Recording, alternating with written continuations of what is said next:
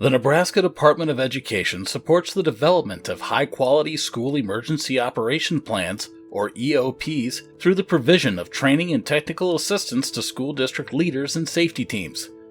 This includes detailed guidance for both the planning and implementation of EOPs. The purpose of this video is to share strategies for creating EOPs that are flexible and can be implemented in response to all threats, hazards, and incidents in all settings at all times. One of the benefits of EOP planning is that it helps to ensure all school staff and community partners use common language and procedures when responding to an incident.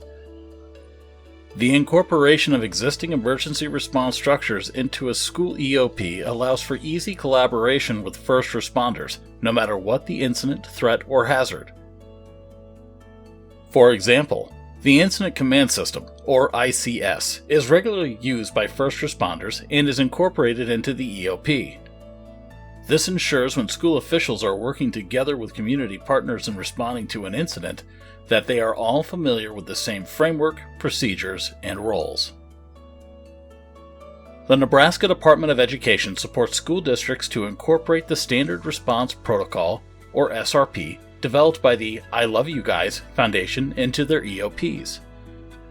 This framework is action-based and can be used in any scenario. The SRP allows schools to respond with 5 immediate actions. These actions are flexible, and responses can be used in multiple scenarios, making implementation simple compared to preparing a different school response to every possible incident, threat, or hazard. The 5 actions included in the SRP are hold, secure, lock down, evacuate, and shelter.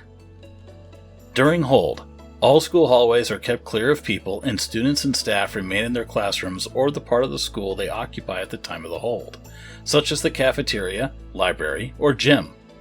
A school might implement a hold if a student has a seizure in the hallway and they need to keep the halls clear as school staff and emergency responders meet the child's medical needs.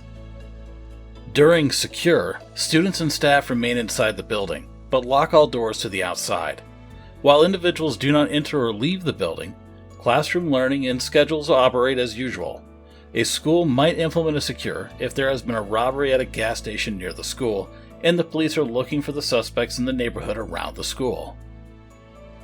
During lockdown, individual rooms are secured against a threat inside the building.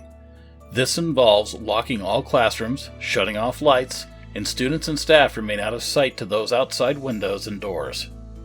A school might implement a lockdown if a non-custodial parent arrives at the school and is acting erratically in the office. During evacuate, students and staff leave their building and either remain outside the building, walk to a secondary location, or are transported to a relocation site. A school would evacuate in the event of a fire or flood occurring inside the building. During shelter, students and staff remain inside the building and precautions are taken to safeguard students and staff from hazards. A school may implement shelter during severe weather or in the event of a chemical spill somewhere in the community. There are numerous benefits to using SRP. Like the ICS, these terms are familiar to first responders and can be used to communicate the school's status easily and effectively to community members. For members of the school community, these 5 terms are easy to learn and do not change over time. This means that drills conducted in elementary school can continue to benefit students when they are in high school. While there are only 5 terms to learn, along with associated actions, this response protocol prepares students and staff for all types of hazards, threats, and incidents. The SRP is much more flexible and effective than trying to prepare the school community for different emergency scenarios. Given the number of potential incidents, scenario-based training can be difficult for students and staff to recall. For example, a school may prepare a different response to a tornado and a chemical spill, but using SRP, both of these incidents would result in a shelter. Likewise, students and staff may evacuate as the result of a fire or an active shooter who has been isolated in one part of the building. In this way, the SRP is flexible enough to be used in all scenarios. The SRP can also be used at all times. Implementation is not dependent on specific staff members being present in the building or the ability of teachers to locate scenario-specific responses in a binder. Rather, an announcement over the school intercom gives notification to all students and staff about the response. Each SRP term is represented by a picture in short phrase on signage located throughout the school building. This makes it easy for all school community members to understand the response, including parents.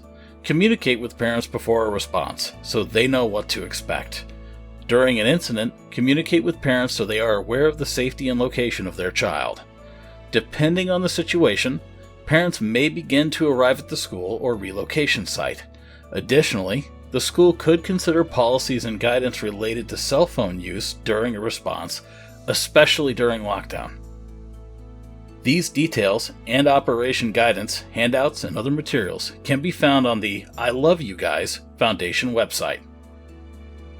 Overall, Nebraska schools are best served by emergency planning and incident response that is flexible and accounts for all incidents, settings, and times. For more information about the Standard Response Protocol, please review the online resources available through the Nebraska Department of Education and the I Love You Guys Foundation.